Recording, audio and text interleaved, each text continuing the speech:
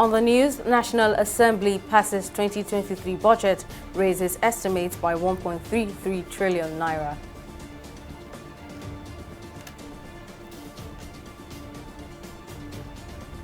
Senate passes 819 billion naira supplementary budget to cushion flood effects, complete critical projects. And President Buhari commissions DIA estate, urges security agencies to be apolitical.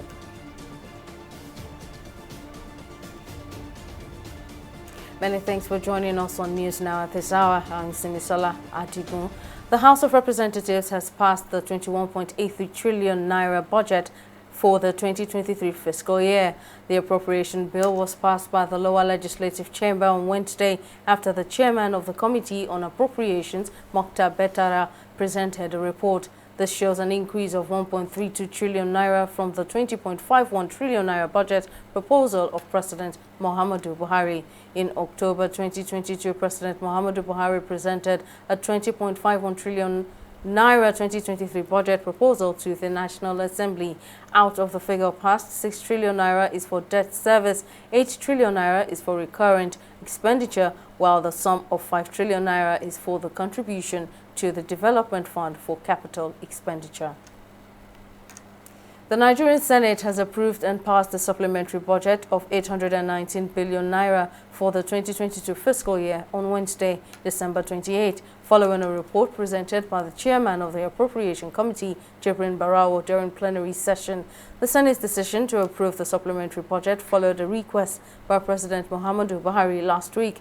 In separate letters to the National Assembly and Senate, the President said all the additional budget of 819 billion naira for the 2022 budget are capital expenditure, and it became necessary due to the devastation caused by floods on farmland and road infrastructure. More details in this report. Following President Muhammadu Buhari's transmission of the 819 billion naira 2022 supplementary budget last week to cover expenses to address food insecurity caused by devastating floods across the country, as well as damages to road infrastructure, the Senate has finally approved the budget on Wednesday. Speaking at plenary, Senator Thomas Sekibo highlighted the importance of passing the budget. He said the fund will help enhance response for communities most affected by the floods. 2022 budget, I'm sure it's over 20 trillion. And then we are implementing it in how many months? 12 months. They're implementing. This is under 1 trillion. And if the issue is to implement it in 3 months, maybe it may not be enough. But if you travel to Bayelsa and saw the devastation the flood caused, you will only agree with any person, any kind of support that they want to give to the people. Other senators, however, disagreed with the timing of the passing of the budget. They argued that given the short time left for the present administration, the target set for the implementation, which is time-based, is short. 120 days to implement. No, 90 in the next year. But we have this, okay, it's 90 days. 90 days, Mr. President, for advertisement, for selection of contractors, and even if it's agreed that some of the projects are ongoing,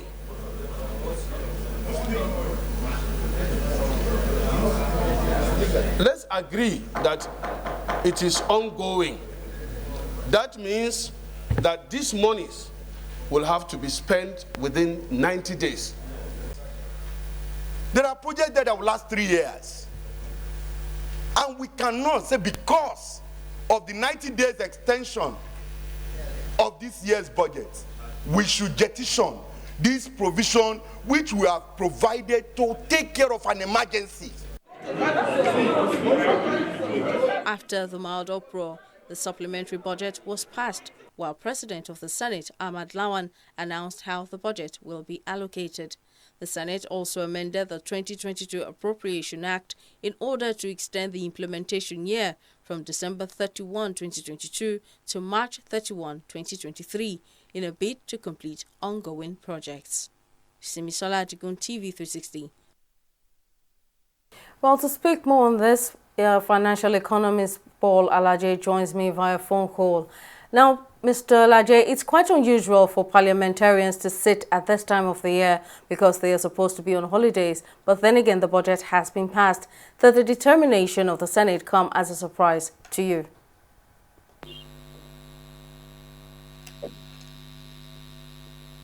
Hello? Hello, Mr. Alaje. If you can hear me, I asked that I said earlier that it's quite unusual for parliamentarians to sit at this time of the year because they are supposed to be on holidays. But then again, the budget has been passed. Now, did the determination of the Senate come as a surprise to you?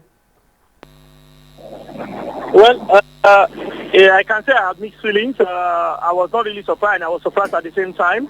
When you look at the time to the end of the year, 2 to 3 days to the end of the year, we have seen the Senate abandoned the 2023 budget because of some errors they noticed on the part of the executive. Now, when you see what was passed today, the speed with which it was passed, one may have some kind of reservation. But again, when you now look at the content of the budget, namely water resources works, which of course took the lion's share, the significant part of the money that was approved, then you know that perhaps there is something called target that many of us are not so much aware about. All right. Now, the lawmakers passed a supplementary budget of 819 billion naira, which is to cushion flood effects and complete critical projects. Now, with this budget size, would you expect that the lives of Nigerians will be impacted, or is it all just a farce? What do you make of this budget? Well, I'm not sure I can hear you. Okay, Mr. Alaje, I asked that the lawmakers now have passed the supplementary budget of 819 billion naira, which is meant to cushion flood effects and complete critical projects. Now, with this budget size, would you expect that the lives of Nigerians will be impacted, or is it all just a farce? What do you make of this budget? Well, the line is breaking. I just know you spoke about the supplementary budget. That was passed over 800 billion, which we have in the report. I'm not sure if that's exactly what you're referring to. Is that what you're referring to? Yes, sir. That's exactly what I'm referring to. So when you look at the budget that's been passed, we are going to be financing it solely by debt. It's going to be it's going to be debt finance, which means our debt to GDP is going to increase significantly.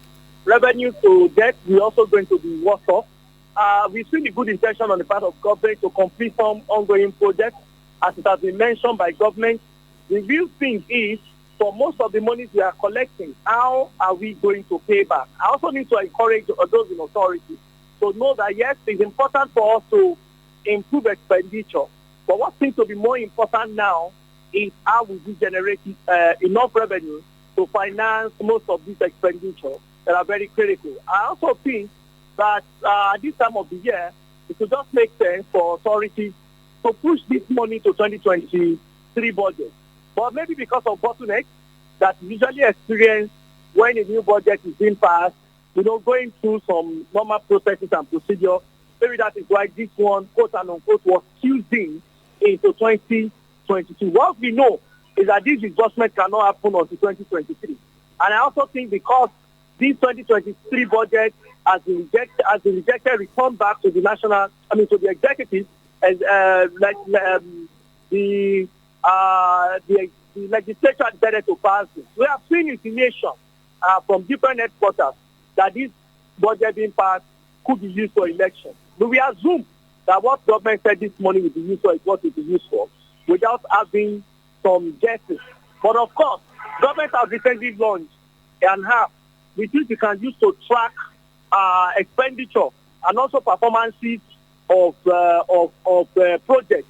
So since these are majorly capital projects, according to what we have and what is being passed, all Nigerians can just go, download the app, and follow up with government as to how this money is expended. Well, Paul Alaje, financial economist, many thanks for your time and contribution. And moving on, President Muhammadu Buhari has charged security agencies engaged with various support services in the 2023 elections to remain apolitical and maintain a high sense of professionalism, and also desist from behavior that will bring disrepute to the service. The president gave the charge on Wednesday at the commissioning of the Defense Intelligence Agency estate in Idu Karmo in Abuja. President Buhari further said that the edifice underscores the administration's vision for the provision of shelter to improve performance as well as comfort for workers, families, and communities. In his remarks, the Chief of Defense Intelligence, Major General Samuel Adebayo, described the building as a legacy project of the president in line with directives to ensure that defense intelligence agencies and men discharge their duties in a serene environment. He said the agency will remain focused in its tactical and technical intelligence drive on all frontiers feats already achieved. The need to create a more conducive environment for staff of the defense sections and here in Nigeria has been on the front burner also. Consequently, the Defense Intelligence Agency headquarters office complex is currently being completed to create room for better working conditions. Presently, the headquarters has 3 levels, but we are in the process of increasing it to 6 levels to enable us to have all the staff properly offices accommodated in one building, and our newly acquired equipment to have places to place them in a more secured and protected environment. The extension of the building was flagged off by our Honorable Minister of Defense during the 2022 Defense Intelligence Agency Conference in November this year. Your Excellency has approved our request for technical intelligence and advanced technological acquisition. Most of the newly procured technical equipment have been deployed and are helping to address the security challenges across the country. I charge you all to ensure the sustenance of the high standard of this safety. This will help realize the value of the enormous resources committed in the acquisition. I very much appreciate the efforts of the Defense Intelligence Agency towards meeting this administration's housing policy, which is set to provide housing for all Nigerians. The police command in Anambra State has said gunmen have attacked its Ihiala divisional headquarters with explosives in the early hours of Wednesday. Confirming the attack, the State Police Public Relations Officer Tochukwu Ikenga said the gunmen threw explosives into the facility, setting the building on fire. The police officers at the facility were said to have engaged the gunmen and recovered an AK-47 rifle, but the culprits escaped. The attack marks the latest onslaught by gunmen on police facilities and officers in the state. The Inspector General of Police, Usman Alkali Baba, has recommended the suspension of Drambi Vandi, the trigger-happy Assistant Superintendent of Police who killed a Lagos-based lawyer, Bolanle Rahim. Rahim was shot dead on Christmas Day by Vandi, who was attached to Ajiwe police station in Aja. The cop and his team were said to have tried to stop Rahim and her family members as they drove back home from a church service. Rahim was shot when the car she was in tried to make a U-turn under the Aja bridge. The victim was rushed to a hospital but was confirmed dead. The IGP, in a statement by the force spokesman Olumuyiwa Adejobi, said that the suspension is also expected to create an enabling environment for necessary legal procedures to uphold justice in the case without interference, and reaffirm the commitment of the force to the rule of law, and assure the public of his administration's commitment to ensuring that justice is not just done but seen to have been manifestly done in the matter. Today is the first work day after the Christmas and Boxing Day holidays. TV360 crew in Abuja took time off to visit some of the key federal government offices in Abuja, the nation's capital city, and the outcome is one and the same. Activities at the Federal Secretariat as well as the office of the Head of Service of the Federation are skeletal as civil servants were captured heading to their various workplaces. Some Abuja residents attributed the slow pace of the nonchalance of civil servants who are largely caught up in the frenzy of the season. People are still returning skeletally. Activities are not yet picked up as it's supposed to be. based on the long holidays. When once there's long holiday like this, people take time to return to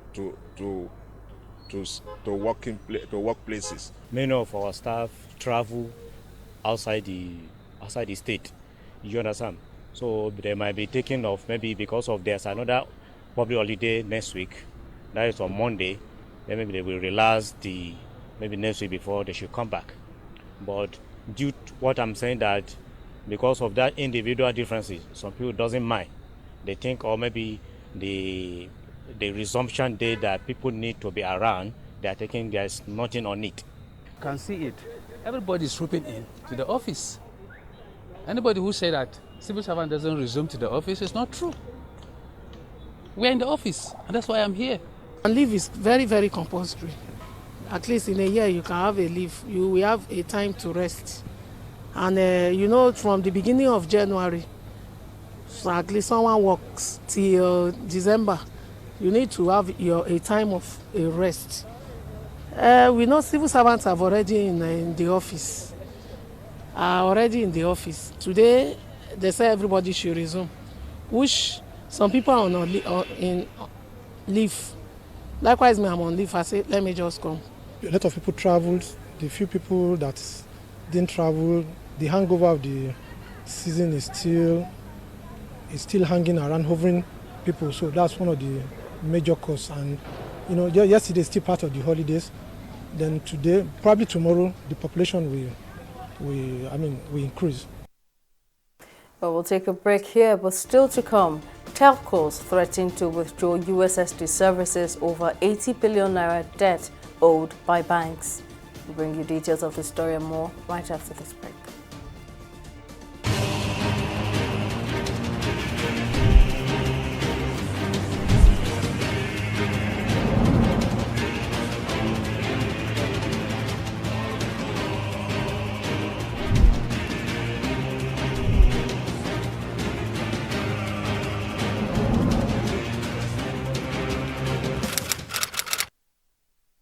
The Independent National Electoral Commission (INEC) has fixed Monday, 12th December 2022 to Sunday, 22nd January 2023 as the dates for the collection of PVCs nationwide from 9 a.m. to 3 p.m. daily, including Saturdays and Sundays. All registrants who are yet to collect their PVCs or requested for transfer of registration, as well as those who applied for replacement of lost or damaged PVCs, can now visit INEC local government offices where they intend to vote to collect their PVCs. Collection of PVCs will be further extended to ward level for those who are unable to collect theirs at local government offices from Friday 6th to Sunday 15th January 2023. Thereafter, the exercise will be reverted to the local government offices of the INEC until Sunday 22nd January 2023. Remember, only those with PVC can vote on election day. Collect your PVC now to vote. It is your duty. This message is brought to you by the Independent National Electoral Commission (INEC), making your votes count,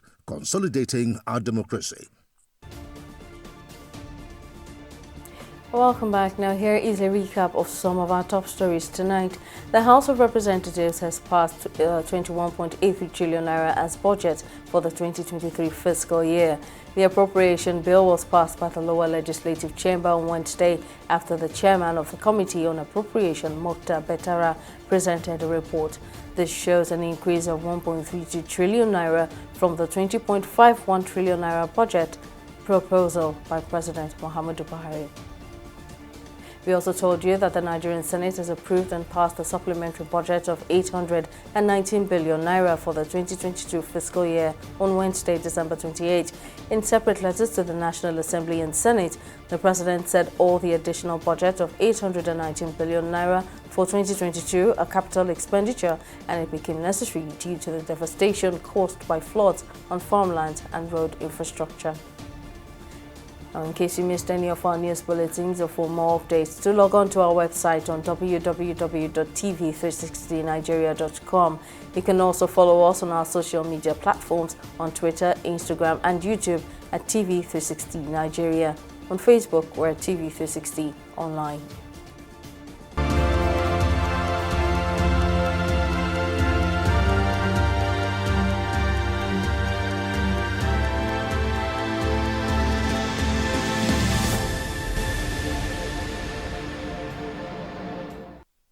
In COVID-19 updates, the surge in Beijing has peaked, the first Chinese city to reach this point since the country abandoned its zero-COVID policy, and this is according to the city's foreign ministry. This comes after a leaked document purportedly from a National Health Commission meeting last week said over half of the city's population of around 22 million had been infected with the virus. On Wednesday, the foreign ministry spokesperson Wang Wenbin said the pandemic situation in China was generally as expected and under control, but it remains unclear how many people have been infected with the virus in China since the central government stopped reporting daily case numbers last weekend.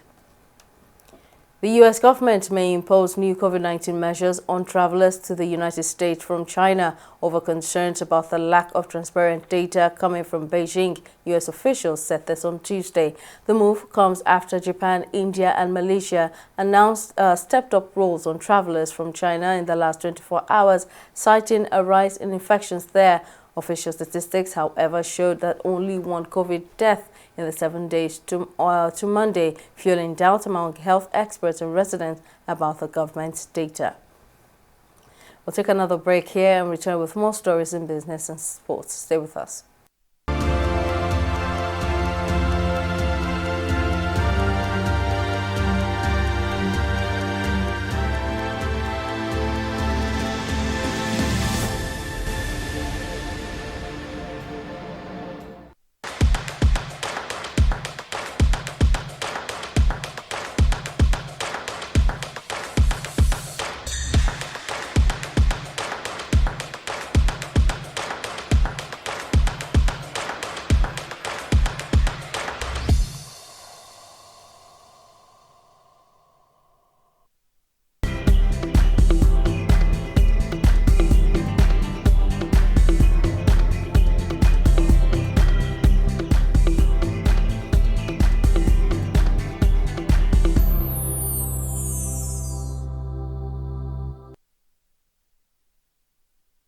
In business, the Association of Licensed Telecommunications Operators of Nigeria, ALTON, says the accumulated debt from the Unstructured Supplementary Service Data USSD owed to them by banks rose to 80 billion naira as at November this year. Chairman of the association, Benga Adebayo, who made this known in a recent interview, said the time will come when telecommunications companies would be forced to withdraw from USSD services as banks refuse to pay, adding that the issue has to be addressed as it cannot be washed away.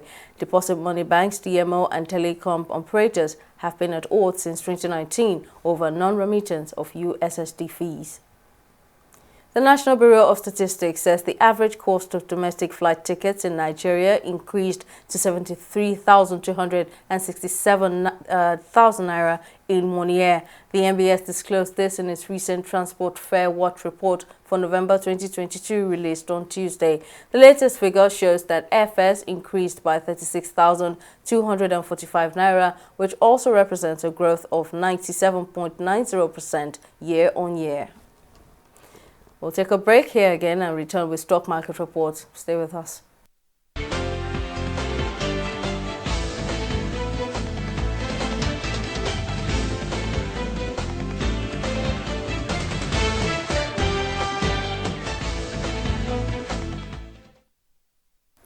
Starting its first trading week on a positive note, the NGX returned from the Christmas break to a 0.46% gain as the all-share index climbed to the 49,000 level. Market capitalization also closed higher at 27.2 trillion naira. Today's gains can be attributed to a rise in the shares of Cornerstone Insurance and Champion Breweries PLC, with 52 couple gains as 27 equities recorded gains against 6 losers. At the close of trading, today's data shows a 255% improvement in volume, a 3% decline in turnover, but the 93% improvement in deals. The Nigerian stock market is expected to close 2022 on a positive note, having sustained an uptrend throughout December. On the global scene, it's a mixed trading day for the FTSE, Dow Jones and Nikkei, as U.S. stocks remained on course to post their worst year since 2008, closing at 0.21%.